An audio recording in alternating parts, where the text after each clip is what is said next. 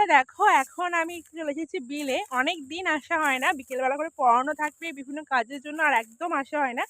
আজকে শনিবার, যেহেতু বিকেল 5টায় আমার পড়ানোটা নেই, তাই আজকে এসেছি, পড়ে যাচ্ছিলাম এক্ষুনি। তাই আজকে আমি আর মা এসেছি। ওই যে দূরে দেখো মা মা শাক তুলছে আর আমি একটু ঘুরছি। আগে জানো তো ছোটবেলায় আমি, দিদি, মাসির মেয়েরা সবাই এখানে আসতাম খেলা করতে। প্রচুর খেলেছি, জায়গাগুলো আগে যখন শুকিয়ে যেত, ফসল তোলা হয়ে যেত, এখানে খেলা করতাম, গাদি খেলতাম। এখন আর সবাই ফোন, যে যার মতো কাজে ব্যস্ত, এখন আর বাচ্চাদের মধ্যে তো খেলার টেন্ডেন্সি নেই। আমাদের ছোটোবেলাটা অনেক ভালো ছিল। সেই সময় এই সময় আসতাম, সে খেলাধুলো করতাম, বিকেল 4টে বেজে গেছে মানে আসতেই হবে। কিন্তু এখনকার দিনে ছেলে মেয়ের মধ্যে শুধু ফোন দেখবো আর গেম খেলবো। তো এই দেখো এখন ঘুরছে, আর কত সুন্দর ভিউটা দেখো। সমস্ত ধান কিন্তু এখন কেটে নিয়েছে, সব ধান পুরো কাটা কমপ্লিট।